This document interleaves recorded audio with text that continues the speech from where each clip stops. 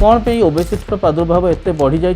नहीं आपण मैंने चिंतित कहीं क्रॉनिक रिलैप्सिंग प्रोग्रेसिव डिजीज 252 रोग मेदबहुलता द्वारा होता है। डेडली डुओ सेटा कौन सर डायबिटी को आम कही था डायबिटीज और ओबेसिटी एमती दुईटी रोग ओजन बढ़िले डायबिटीज हबार विपद थाए और डायबिटीज हेले पुणी ओजन बढ़िवार विपद थाए। समाज में जब देखुचे अनेक लोगों पेट आगू को अच्छे कौन सब तार कारण रही सबुठारु गुरुत्वपूर्ण कारण है आम लाइफस्टाइल कैलोरी बर्न हवा बहुत कष्टकर हो पड़ा। व्यायाम तो करूना किंतु स्वादिष्ट जिनस सब खाऊ और आमर ओजन बढ़ जाए। ओबेसिटी की कंट्रोल कर कौन किसी बाट अच्छे वैद्यराज माने सेमाने मध्य ओजन को नियंत्रण करिवार योजना करथिले। सेथिपई व्यायाम योग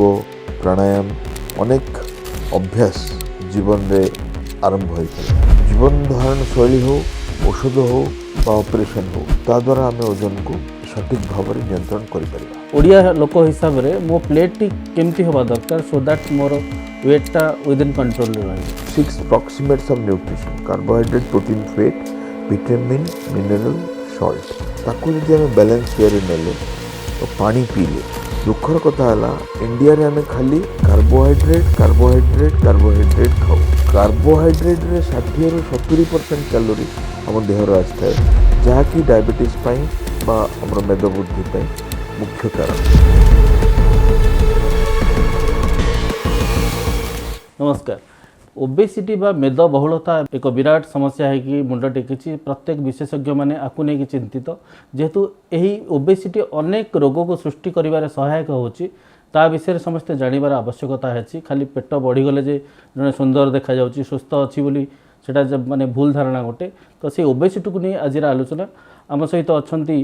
आर जो जातीय संगठन अच्छी तार कोषाध्यक्ष एवं आमर जो स्टेट लेवल आर अच्छी तार प्रेसिडेंट प्रख्यात भेषज विशेषज्ञ प्रोफेसर डाक्टर जयंत कुमार पंडा तांको सहित कथा हेबा और ओबेसिटीर केते भयानक प्रभाव अच्छी आम मनीष समाज उपरे से विषय जानिबा। नमस्कार सर। ये सर ओबेसिटी की नहीं अनेक एसोसिएशन तैयारी होची अनेक कॉन्फ्रेंस रे भी ओबेसिटी की नहीं कि अनेक वक्तृता आलोचना करा जाउची तो कौन पे ओबेसिटीर प्रादुर्भाव एत बढ़ी जाए ताकू नहीं कि आपण मैंने चिंतित कहीं आम जानीचे जे मेदबहुलता बा ओवरवेट बा ओबेसिटी एमती गोटे असुविधा जोठी केवल मेटाबॉलिक प्रॉब्लम नुहे जमती कि डायबिटीज उच्च रक्तचाप कोलेस्ट्रॉल यह नुहे एपरिकी मेकानिकल प्रॉब्लम जमती कि आंठू बात एमती कि कैंसर आमर breast cancer endometrial cancer urinary bladder cancer आजमा गैस्ट्रिक डिजीज मुंड बिंधा ठू आरंभ करिकी आपणकर बांती लिवर रे फैट जमीबा बा मेटाबॉलिज्म एसोसिएटेड स्टेटोटिक लिवर डिजीज कोष्ठकाठिन्य हवा बा झाड़ा सफा न हवा गंठी बथा हवा लेथेर्जिक बा अलसुआ लगिबा एक्टिव न हवा एमती पाखापाखि 252 रोग आमर ओजन बढ़िवा द्वारा बा मेदबहुलता द्वारा होता है। तार अनेक धारणा डाक्तर कम्युनिटी अनेक दिन धरिकी अच्छी आमे पाखापाखि गत 30 वर्ष है कहूचु जे ये सबू रोगर जननी है मेदबहुलता किंतु दुखर कथा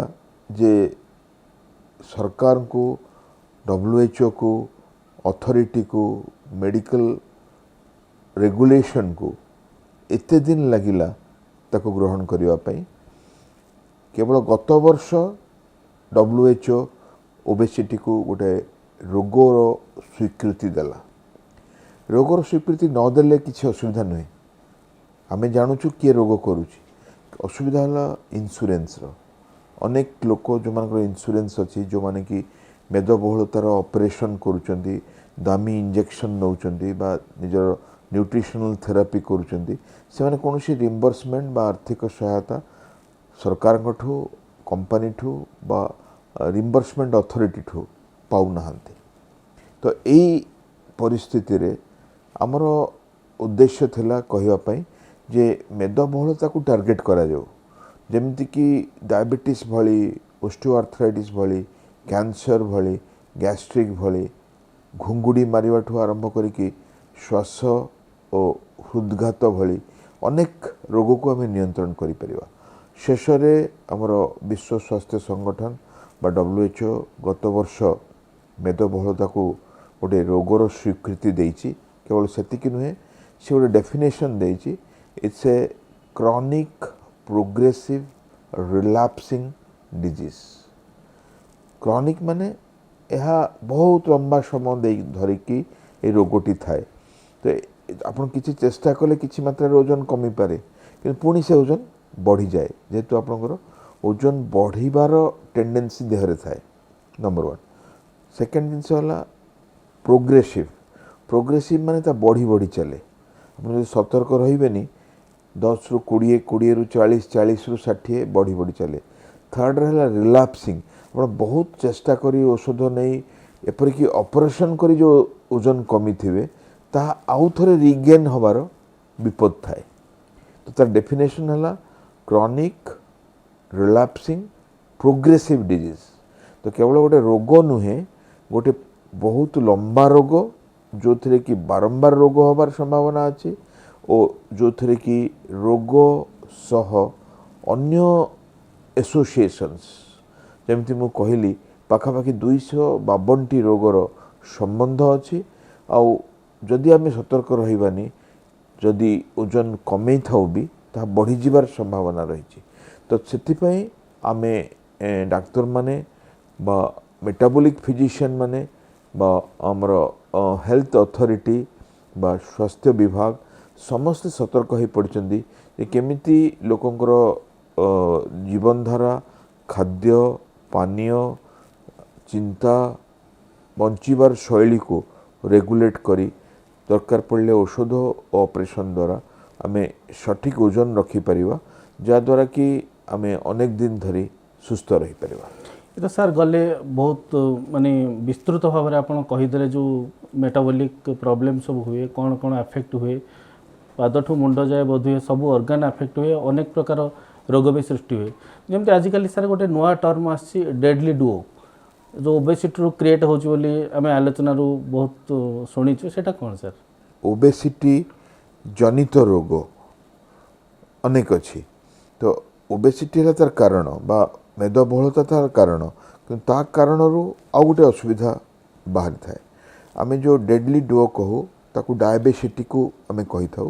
କାହିଁକିନା ଡାଇବେଟିସ୍ ଆଉ ଓବେସିଟି ଏମିତି ଦୁଇଟି ରୋଗ। ଓଜନ ବଢ଼ିଲେ ଡାଇବେଟିସ୍ ହେବାର ବିପଦ ଥାଏ ଓ ଡାଇବେଟିସ୍ ହେଲେ ପୁଣି ଓଜନ ବଢ଼ିବାର ବିପଦ ଥାଏ। ଓ ଡାଇବେଟିସ୍ ଓଜନ ଦୁଇଟା ମିଶିକି ହୃତ୍ପିଣ୍ଡ, ଫୁସଫୁସ୍, ବୃକକ୍, ଯକୃତ, ମସ୍ତିଷ୍କ ଏପରିକି ଶରୀରର ପ୍ରତ୍ୟେକଟି ଅଂଶକୁ ଆମର ନର୍ଭସ୍ ବା ସ୍ନାୟୁଠୁ ଆରମ୍ଭ କରିକି ଆଖି, ଟେଣ୍ଡନ୍ସଠୁ ଆରମ୍ଭ କରିକି ବୋନ୍, ଶରୀରର ପ୍ରତ୍ୟେକଟି ଅଂଶକୁ ରୋଗଗ୍ରସ୍ତ କରାଇ ଦିଅନ୍ତି। ତେଣୁ ଏମାନଙ୍କୁ ଡେଡଲି ଡୁଓ କୁହାଯାଏ। ଓ ଏମିତି ବହୁତ ଔଷଧ ଅଛି ଯିଏକି ଡାଇବେଟିସ୍କୁ କଣ୍ଟ୍ରୋଲ୍ କରେ, ଏପଟେ ଓଜନକୁ କଣ୍ଟ୍ରୋଲ୍ କରେ। ସେଥିପାଇଁ ଡାଇବେସିଟି ହେଉ ବା ଡେଡଲି ଡୁଓ ହେଉ ବା ମେଦବହୁଳତା ସହ ରକ୍ତ ଶର୍କରା ବଢ଼ିବା ହେଉ, ତାକୁ ଆମେ ଯଦି ଏକା ସାଥିରେ ଟାର୍ଗେଟ୍ କରିବା ତାହେଲେ ରୋଗୀ ଅନେକ ଲାଭ ପାଇଥାନ୍ତି। ଆପଣ ଅନେକ ବର୍ଷ ହେଲା ଅନେକ ରୋଗୀ ଦେଖିଛନ୍ତି। ଏଇ ଯେଉଁ ଓବେସିଟି ଟର୍ମଟା ଆଗରୁ ଥିଲା ହୁଏତ, କିନ୍ତୁ ଆଜିକାଲି ସେ ମୋଟାପାଟା ବଢ଼ିଯାଇଛି। କାହିଁକି ଏଇ ଯେଉଁ ମୋଟାପାର ବିଶେଷ କରି କ'ଣ ସବୁ କାରଣ ରହିଛି? କାହିଁକି ବହୁତ ଆମେ ସମାଜରେ ଯଦି ଦେଖୁଛେ ଅନେକ ଲୋକଙ୍କ ପେଟ ଆଗକୁ ଅଛି, କ'ଣ ସବୁ ତା'ର କାରଣ ରହିଛି? ପେଟ ବଢ଼ିବାର କାରଣ ଅଲଗା ଅଛି, ଓଜନ ବଢ଼ିବାର କାରଣ ଅଲଗା ଅଛି। ତାକୁ ମୁଁ ବ୍ରିଫଲି ଦୁଇଟା ଯାକ କଭର୍ କରିଦେଉଛି। ଯେଉଁ ପେଟ କଥା ଆପଣ କହିଲେ, ଆମେ ଇଣ୍ଡିଆନ୍ ଏଥନିସିଟି ବା ସାଉଥ୍ ଏସିଆନ୍ ଏଥନିସିଟିରେ ଆସୁଛେ। ଆଉ ସାଉଥ୍ ଏସିଆନ୍ ମାନଙ୍କର କେତେଟା ଜିନିଷ ବହୁତ କମନ୍, ଯେମିତିକି ପଟ୍ ବେଲି, ଆମେ ତାକୁ କହୁ ପଟ୍ ବେଲି ବା ଫେଟ୍। ହଁ, ଫେଟ୍ଟା ଆପଣଙ୍କର ଶରୀରର ମଧ୍ୟ ଭାଗରେ ପେଟ, ପିଠି, ଅଣ୍ଟା ଏଠି ଡିପୋଜିଟ୍ ହେବା। ଆଉ ତାହା ଗୋଟେ ସାଧାରଣ ଘଟଣା ଯାହାକି ଆମର ମେଟାବୋଲିକ୍ ରିସ୍କ ବି ବଢ଼ିଥାଏ। ସବକ୍ୟୁଟେନିୟସ୍ ଫେଟ୍ ପରେ ଭିସେରାଲ୍ ଫେଟ୍ ବଢ଼ିଥାଏ ଓ ଆମର ମେଟାବୋଲିକ୍ ରିସ୍କ ବଢ଼ିଥାଏ। ତାହା ହେଲା ଇଣ୍ଡିଆନ୍ ଏଥନିସିଟି ପାଇଁ। ଆଉ ତା ସହ आमे अन्योन्य विपद पाऊ जमीक 10 वर्ष पूर्वर डायबिटीज हवा 10 वर्ष पूर्वर हार्ट अटैक हवा जमीक कॉम्प्लिकेशंस सीवियर हवा किडनी रोग आखि रोग लिवर रोग हार्ट रोग सीवियर हवा यह सब देखा जाए किंतु ओजन बढ़िबार कारण अनेक अच्छी आमर एथनिसिटी बाहर मध्य अच्छी और जार सबुठारु गुरुत्वपूर्ण कारण है जे आम लाइफस्टाइल आम जीवन धारण प्रणाली दिन थिला अनेक परिश्रम करिया पड़ुला निजर जीविका निर्वाह करने सकाळु राति जाए लोक परिश्रम करुले किंतु वर्तमान देखा जाउची जे लोकंकर परिश्रमर मात्रा कमी जाउची फिजिकल लेबर आउ नाही जो माने ऑफिस रे रहिले बा जो माने बिजनेस रे रहिले बा जो माने गोटे सेडेंटरी लाइफस्टाइल रहिले ताको कैलोरी बर्न हवा बहुत कष्टकर हो पड़लानी कहीं आप किसी बाट चलिए कि दौड़े कि व्यायाम करेंगे कि एक्टिव रे जदि आप लिफ्ट न नहीं स्टेयरकेस यूज कले जदि आप फोन रे कथा बेले टिके बाट चलिए आप न बसिकी ठिया हेले बा आपणकर क्लिनिक भितरे बा ऑफिस भितरे अध घंटे थरे जाई बुल देई आसिले से मूवमेंट बहुत कैलोरी बर्न कर दी थाए किंतु आमे प्राय भूली जाऊ काम चापरे जे आमको गोटे ब्रेक नबार अच्छी किसी कैलोरी बर्न करार अच्छी ताहला गोटे दिग द्वितीय पार्ट है आमे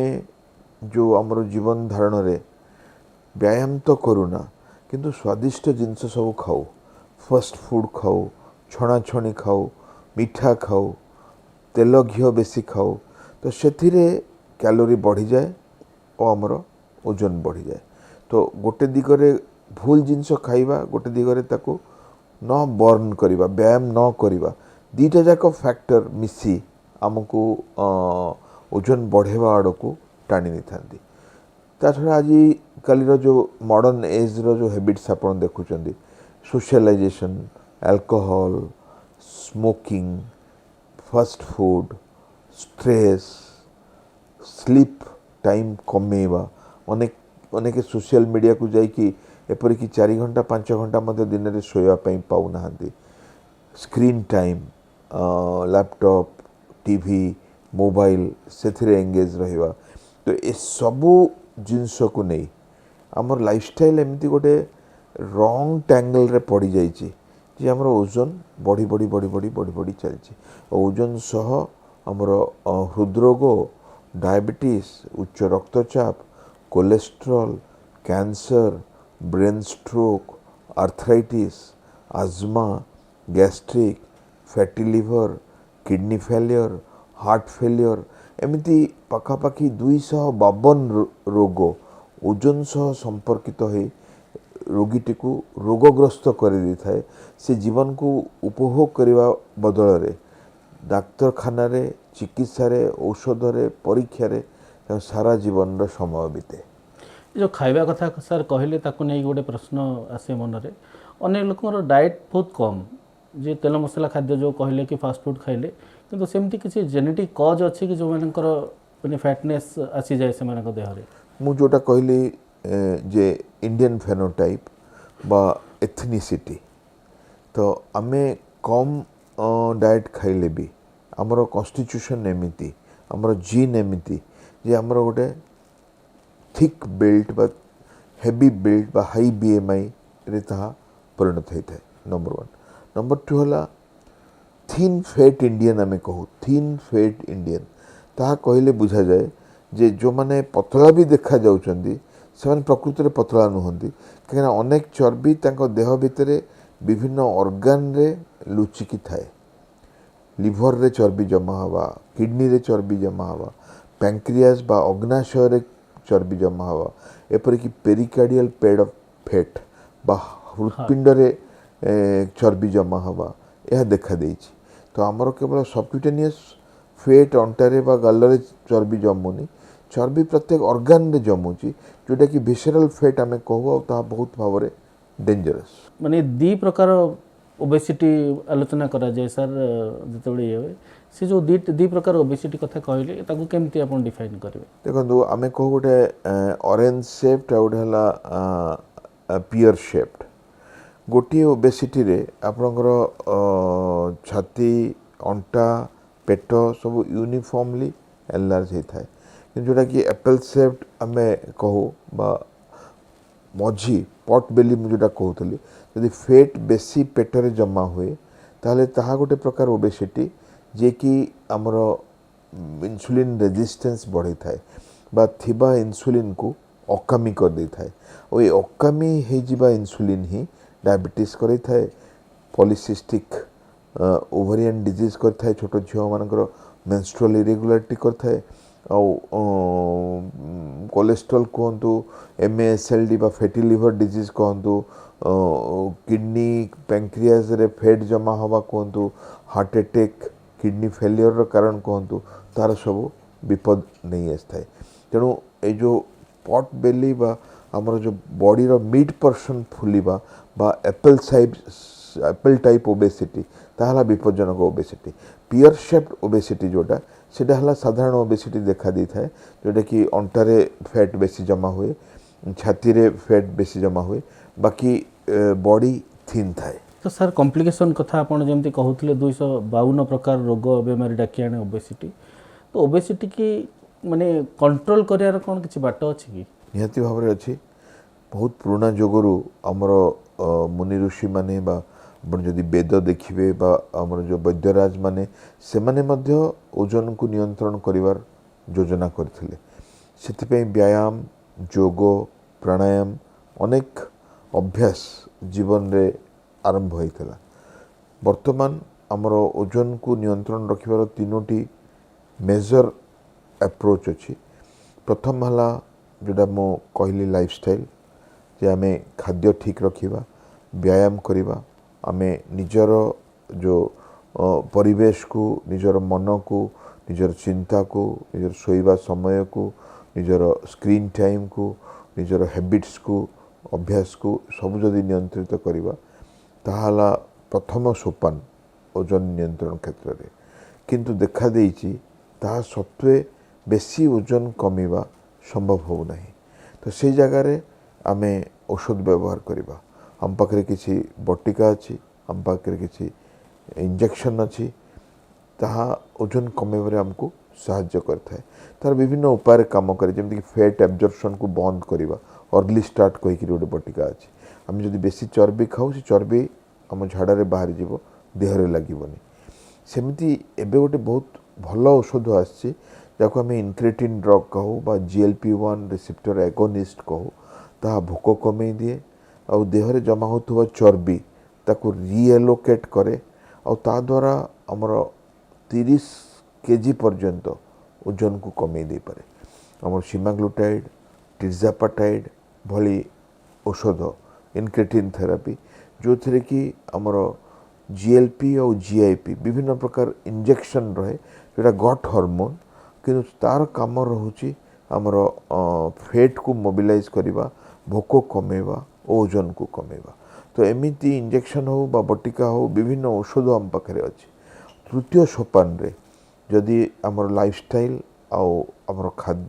खाद्य व्यायाम आउ आमर औषध बा इंजेक्शन यथेष्ट नहला आम पाखे ऑपरेशन अच्छी ऑपरेशन रे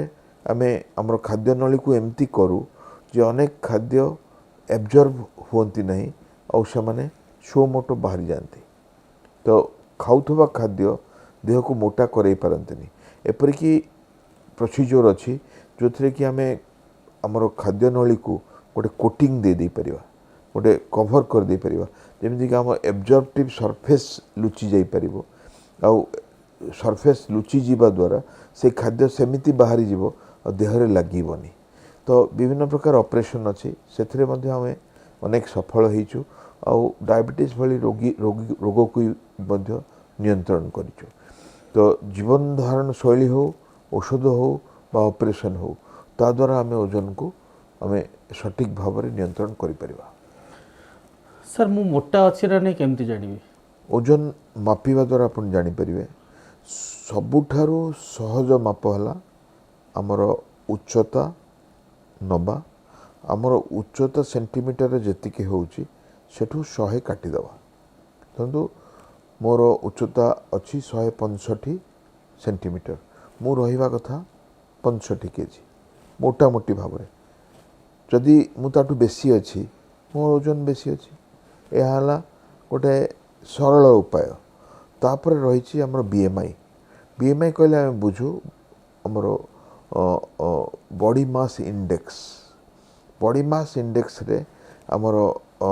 हाइट निया जाए इन मीटर वेट निया जाए इन केजी और weight in KG divided by height in metre square जो बाहर ताकू बीएमआई कह जाए बीएमआई जदि 18 रु 23 भितर अच्छी ताहला नॉर्मल बीएमआई 23 रु 25 को आम ओवरवेट कहू 25 ऊपर कहले आम ओबेसिटी कहू 25 रु 30 ग्रेड 1 30 रु 35 ग्रेड 2 और 35 ऊपर है ग्रेड 3 ओबेसिटी द्वितीय तृतीय रे आमर है वेस्ट हिप रेशियो वेस्ट आउ हिप रेशियो निया जाए वेस्ट सर्कमफेरेंस निया जाए वेस्ट हाइट रेशियो निया जाए एपरिकी मसल मपा जाए कैलिपर रे मसल रो थिकनेस मपा जाए देखा जाए केते फेट मसल रे जमा अछि ता द्वारा मध्य हमर मोटापा मपा जाए पारे तो विभिन्न वैज्ञानिक पद्धति रे मोटापा को मपा जाए ग्रेडिंग करा जाए और ग्रेडिंग अनुसार जीवन शैली औषध बा ऑपरेशन ताको बचा जाए सर जो कथा कहले माने -100 कले सेटा तो साधारण लोक भी बुझी परिवे तांकर माने एक्चुअली वेट केते रहबा कथा सर जणे मनकर 100 किलो वेट अच्छी से तार केते रिस्क अच्छी हाइपरटेंशन और डायबिटीज की कैंसर की जो लिवर इश्यूज आपण कहले तार वेट रिडक्शन केते परसेंट कले तार रिस्क गुडा केते केते कमियो एटा बहुत भलो प्रश्न विज्ञान सम्मत उपाय आपण आश्चर्य हे जिवे 5 KG 10 KG 15 KG 20 KG 25 KG प्रत्येक ओजन कमी थिबा ओजन अनुଯାयी हमर हेल्थ बेनिफिट को स्केल करा जायछि ता मोटा मोटी भाव रे एग्जैक्टली लाभ जहाँकि आम पेशेंट पाई पारुछि आमे प्रथम भावुलु कौन समस्ते ही लाभ एति ओजन रे पाई परिवे कि आमे देखुछु सेतिकी ओजन कमिला माने से निश्चित भाव से लाभ पाउछन्ति जेमति कि ब्लड प्रेशर कमिवा पई हमर 5 केजी ओजन कमिले भी यथेष्ट डायबिटीज कमिवा पई आमे आशा करू जे अंतत पक्षे 10 केजी ओजन कमिले रक्त शर्करा कमिवा आरंभ होबो आंठू बथा कमिवा पई बा ब्रेन स्ट्रोक रिस्क कमिवा पई बा हार्ट अटैक रिस्क कमिवा पई हमको 15 केजी ओजन कमेवा दरकार कैंसर रिस्क कमेवा पई बा डायबिटीज रिभर्सल करिवा पई आम पाखापाखि 20 रु 25 केजी ओजन कमेवा दरकार तो प्रत्येक रोग को नियंत्रण करिवा पई प्रत्येक वेट लॉस रेंज रे आम कौन कौन बेनिफिट पाइबा तार हिसाब रही आ एक्जाक्टली आम एश्योर करि परिबा ये संपूर्ण लाभ न पाइले भी से हेल्थ बेनिफिट सेतिकी ओजन रु आरंभ हो जाए सर ये तो गला अनेक लोक जो मैंने ओजन से अधिका अच्छी ओबेस अच्छा से जो आप एडवाइस कले सेटा को मानिले निश्चय तंकर जो रिस्क गुड़ा अच्छी कमी जीव सर मो ओडिया लोक हिसाब रे मो प्लेट टी केमती हवा दरकार सो दैट मोर वेटटा विदिन कंट्रोल रहिबो ये भी बहुत भलो प्रश्न आम कहू प्लेट मॉडल लोकों को एते कैलोरी बुझेबा अपेक्षा आम जो प्लेट बुझे देबू ताहले एटा बहुत सहज भाव से बुझीजी तो प्लेट को मु प्रथम 4 भाग में विभक्त करी 1 2 3 4 4टा क्वाड्रेंट एठू 2 भाग बा हाफ ऑफ द प्लेट मु माने सजेस्ट करी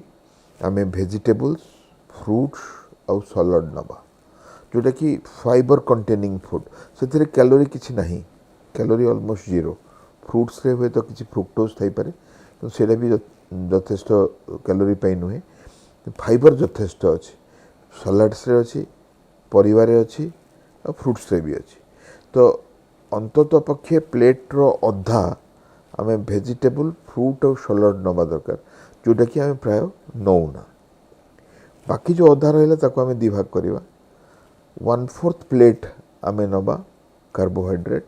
और 1/4 प्लेट नवा प्रोटीन धरतु आप माछ नेले कि छेना नेले कि डाली नेले कि नट्स बा चना नेले ताहला 1/4 आप राइस नेले चपाती नेले पिस्ता नेले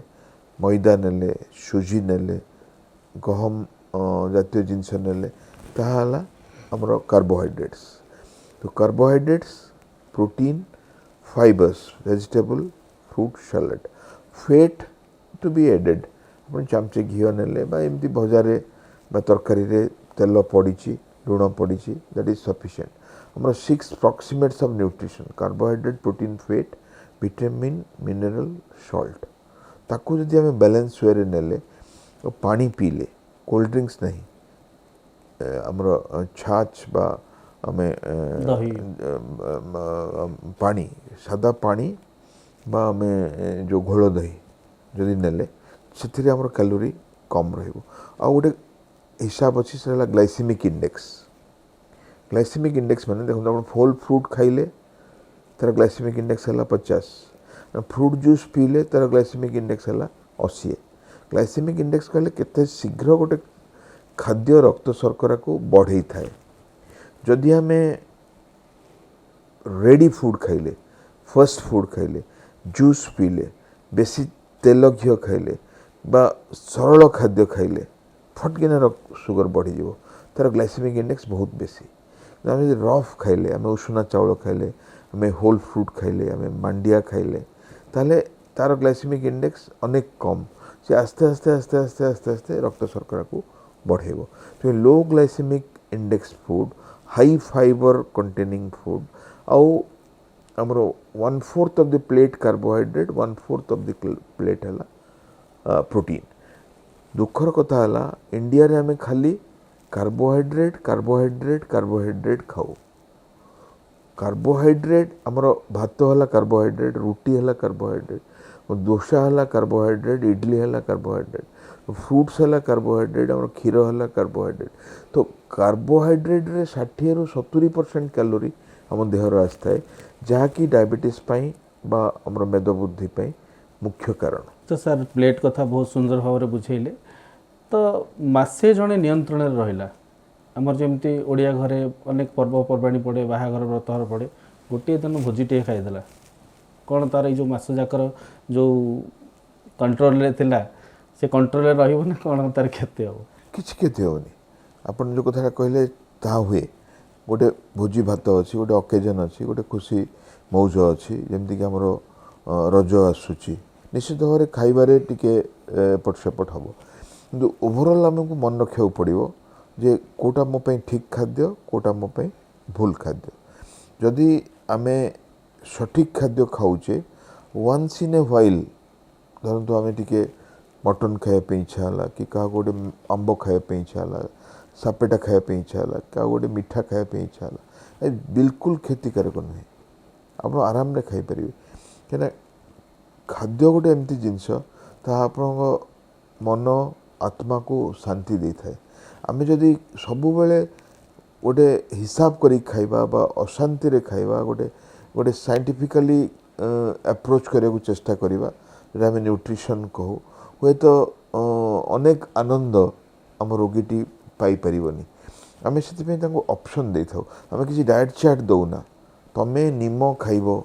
तमे गजामुग खाइबो से कौन गजामुग सारा जीवन खाई बंची पारिबो कि बंची पारिबनी से कौन हम से तब ठकिबा आरंभ करिवो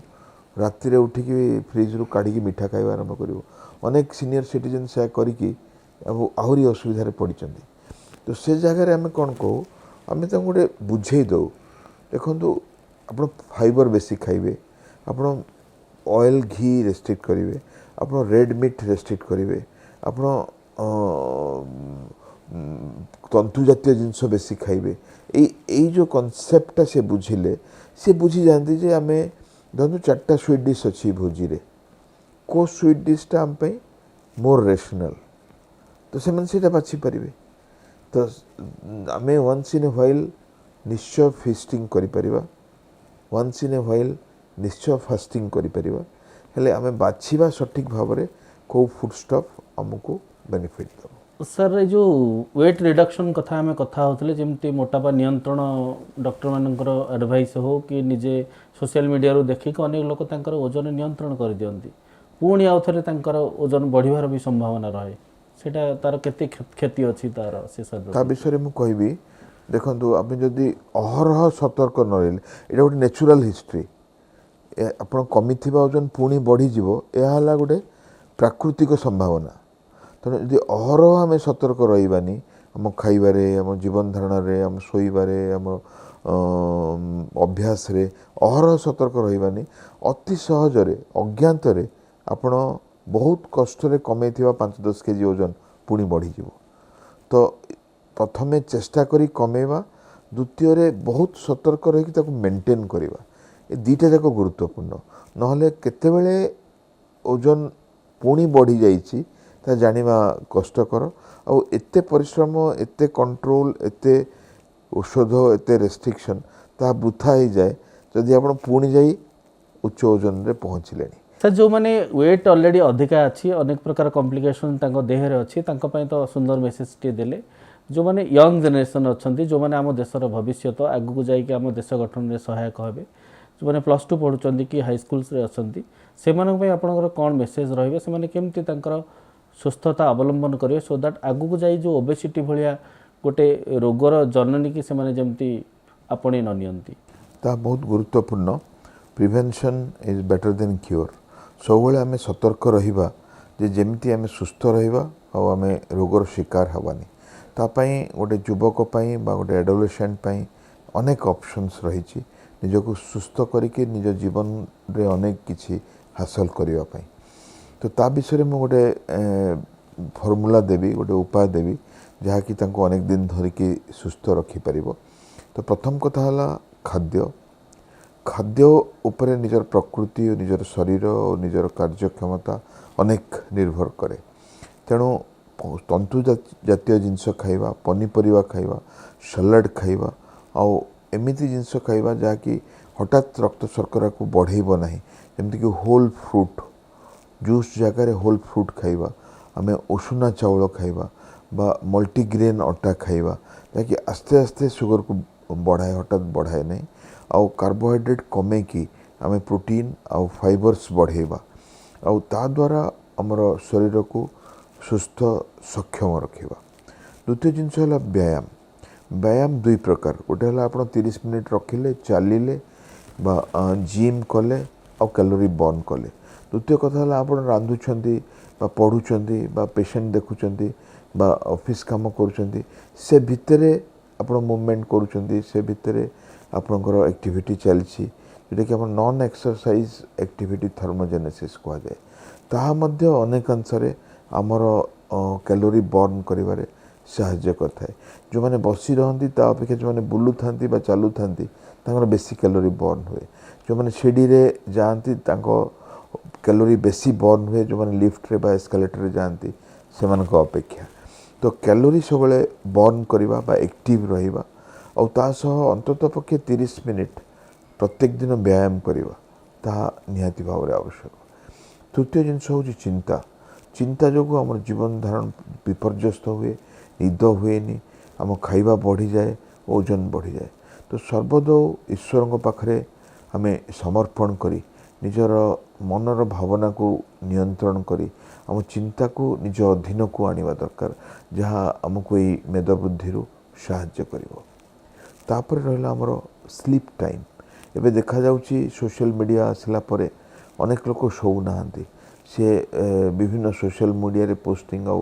ୱାଚ୍ କରିବାରେ ରିଲ୍ ଦେଖିବାରେ ତାଙ୍କ ସମୟ ଚାଲିଯାଉଛି ତେଣୁ ଅନ୍ତତଃ ପକ୍ଷେ 6ରୁ 7 ଘଣ୍ଟା ଶୋଇବା ଆମ ପାଇଁ ଦରକାର ଯାହାଦ୍ୱାରା କି ଶରୀର ସୁସ୍ଥ ସକ୍ଷମ ରହିଥାଏ ଆଉ ତାକୁ କମେଇଲେ ଆମେ ନିଶ୍ଚିତ ଭାବରେ ରୋଗଗ୍ରସ୍ତ ହେବା ତାପରେ ରହିଲା ଆମର ସ୍କ୍ରିନ୍ ଟାଇମ୍ ଆମେ କ'ଣ କରୁ ଟିଭି ହେଉ କମ୍ପ୍ୟୁଟର ହେଉ ଲ୍ୟାପଟପ୍ ହେଉ ମୋବାଇଲ ହେଉ ଏସବୁ ଜିନିଷ ଗୁଡ଼ାକ ଆମେ ଅନେକାଂଶରେ ବ୍ୟବହାର କରୁ ତାଦ୍ୱାରା କେବଳ ଆଖି ନୁହେଁ ଆମ ବ୍ରେନ୍ ମଧ୍ୟ ଷ୍ଟ୍ରେନ୍ ହୋଇଥାଏ ଓ ଆମର ସ୍କ୍ରିନ୍ ଟାଇମ୍ ସହ ଆମର ରୋଗର ପରିମାଣ ଅନ୍ଧ ଭାବରେ ବଢ଼ିଯାଇଥାଏ ସେଠି ଗୋଟେ ଜିନିଷ ମୁଁ ଏଡ୍ କରିବି ଯେ ଅନ୍ତତଃ ପକ୍ଷେ 2 ଘଣ୍ଟା ଆମେ ଯଦି ସ୍କ୍ରିନ୍ ଟାଇମ୍ କମେଇବା ବା ଦିନସାରା ଆମର ଯେଉଁ ଏଇ ଇଲେକ୍ଟ୍ରୋନିକ୍ସ ୟୁଜ୍କୁ ରେଷ୍ଟ୍ରିକ୍ଟ କରିବା ନିହାତି ଭାବରେ ଆମର ମାନସିକ ଶାନ୍ତି ଓ ଶାରୀରିକ ସୁସ୍ଥତା ବଢ଼ିପାରିବ शेष कथा मुझे कहबी एडिक्शन उपर जो मैंने टोबाको नौकरी बा तंबाकू सेवन कर अल्कोहल नौकरी बा विभिन्न प्रकार ड्रग्स नहीं औषध अभ्यास बशवर्ती होती से गोटे क्लियर मेसेज जे आम अप्राकृतिक उपाय आनंद पाइबापी चेष्टा करुचे आमर शरीर को विषाक्त करुचे तेणु निहाती भाव में ताकू तुरंत आम बंद करवा दरकार अल्कोहल हो कि धूमपान हो तो खाद्य सठिक खाइबा व्यायाम करवा बा एक्टिविटी करवा चिंता कमेवा आम सोशल मीडिया बा आमर टाइम स्क्रीन टाइम ताकू रेस्ट्रिक्ट करवा सोइबा टाइम बढ़ेवा आ निशा खाद्य खाइबारु जदि दूर रहिबा ताले निहाती भाव में आम गोटे सुस्थ जीवन बंची परिबा और ता सह समय को समय में रक्त शर्करा रक्तचाप परीक्षा करनबा और व्यायाम सह निजर शरीर सुस्थता बॉडी कंपोनेंट्स परीक्षा करनबा और मसल तार स्ट्रेंथ परीक्षा करनबा तो निहाती भाव में देह जहाँ असुविधा बाहरुची तो डिटेक्ट करि परिबा कंट्रोल करि परिबा और ताहा द्वारा लॉन्ग टर्म रे हमर गोटे मेटाबॉलिक मेमोरी रहे बॉडी मने रखे आपण केमिति खाउचंदी केमिति सोउचंदी केमिति कोन करूचंदी और ताकू से मने रखिकी से हिसाब रे स्वास्थ्य को बा निजर जीवन धारण प्रणाली को डिजाइन करता है तो आम जदि एतिकी सतर्कता अवलंबन करूँ निहाती भाव में आमर शरीर आमको सहयोग कर सुस्थ रही आम लॉन्ग टर्म रे निहाती भाव में सुस्थ रही पार। धन्यवाद सर। प्रोफेसर पंडा आज कहते ओबेसिटी 252 प्रकार रोगर माँ तेणु ये ओबेसिटी को केमती कंट्रोल करिपरिबा जो मानकर ओबेसिटी अच्छी ओजन ह्रास द्वारा कौन कौन सब कॉम्प्लिकेशंस तांकर कमी जाई परिबो यंग जनरेशन केमती निजर लाइफस्टाइल मेंटेन करेंगे सो दैट से ओबेसिटी दूर रहिबे और देशर प्रगति रे सहायक हेबे। रहुछु नमस्कार।